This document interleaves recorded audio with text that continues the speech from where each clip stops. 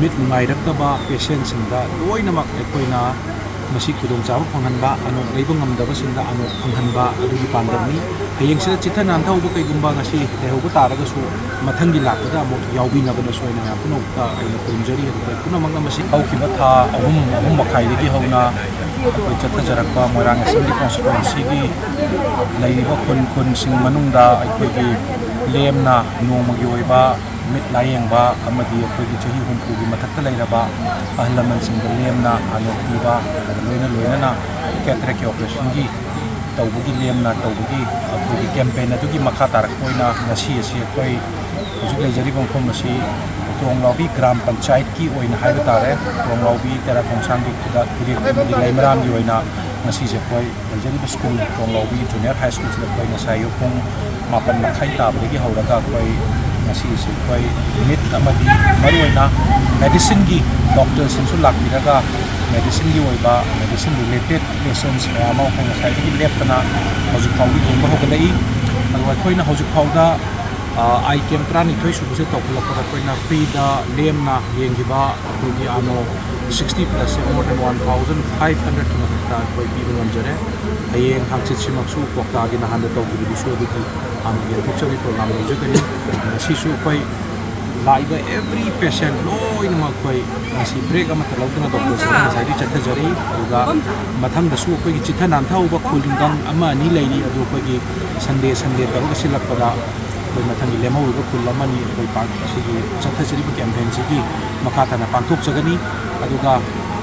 masigi akoi na mit layeng bagi campaign ni karino hai matamda Moirang A constituency manungda laijariba akoi khudong chadaba mit ngairakdaba patientsingda loinamak aikoina masi khudongchaba phanghanba anok leiba ngamdabasingda anok phanghanba adugi pandamni hayengse chitha nanthauba kaigumba ngasi lehauba taragasu mathangi lakada amok yaubinabana soina ya punokta aina kunjari adai punamanga masi mit layengdagi campaign se mayam punna saruk yabiraga akogi mit nungaitaba se kwaidagi nungaitaba oibinina do masi khudongchaba se phanghaga yam nungaiba tabu leitaba yam healthy society ko aduma samaj mo hensi Moirang A mit nungaitaba mat leitaba Moirang A mo hensi habi pandam se ko punna mai pangin se ro na ko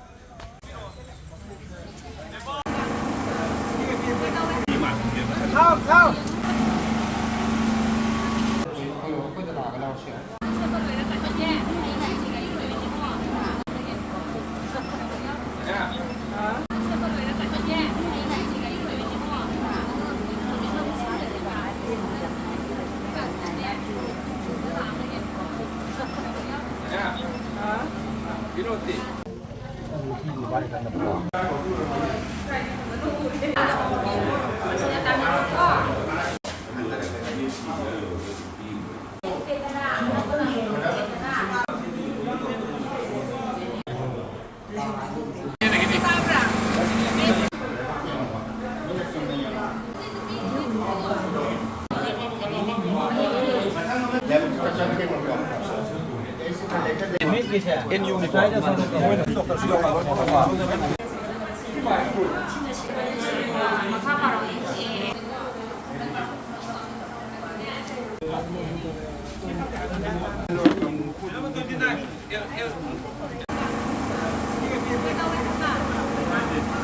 Ngasi akoi August ki tang 8